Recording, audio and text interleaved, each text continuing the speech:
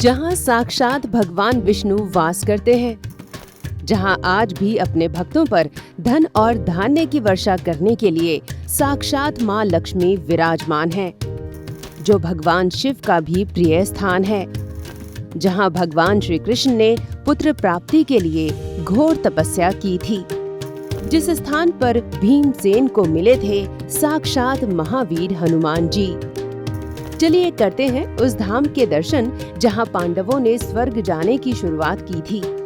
पृथ्वी पर साक्षात वैकुंठ धाम में हम आ चुके हैं, जो सतयुग से कलयुग तक देवताओं के लिए भी दुर्लभ रहा है।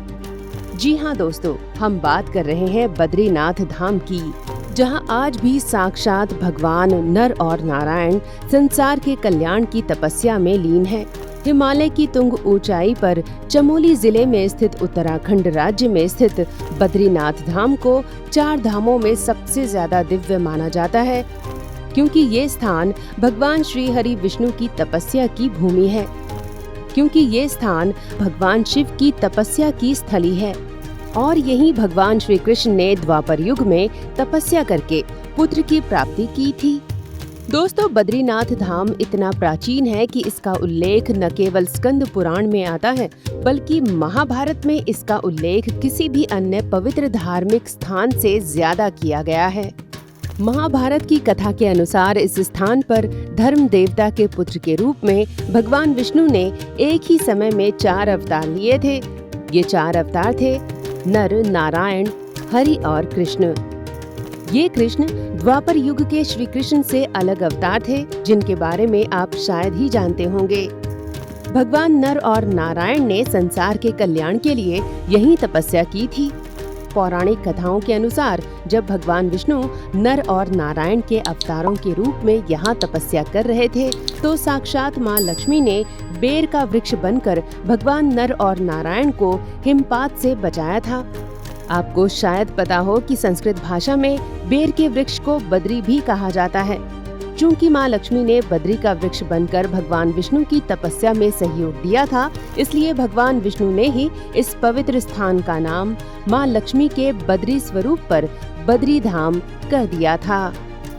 दोस्तों, कहा जाता है कि ये स्थान पहले भगवान शिव का सबसे प्रिय स्थान था और यहीं पर भगवान शिव अक्सर माँ पार्वती के साथ ध्यान में मग्न हो जाते थे।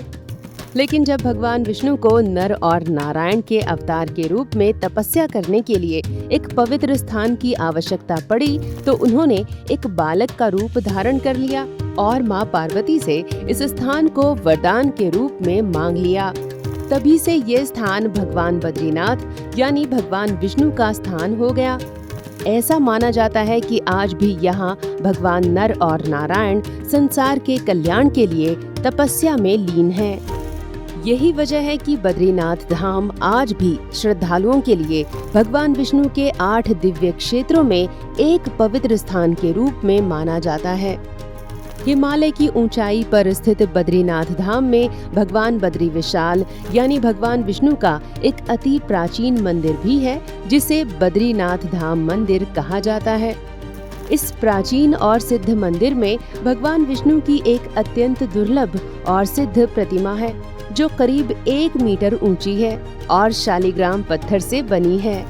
दोस्तों, इतिहासकारों के अनुसार इस महान और पवित्र मंदिर का निर्माण 7वीं और 8वीं सदी के आसपास हुआ और बाद में आदि गुरु शंकराचार्य ने यहाँ पास के स्थित नारद कुंड से भगवान बद्री विशाल की प्रतिमा को निकाल कर स्थापित किया था।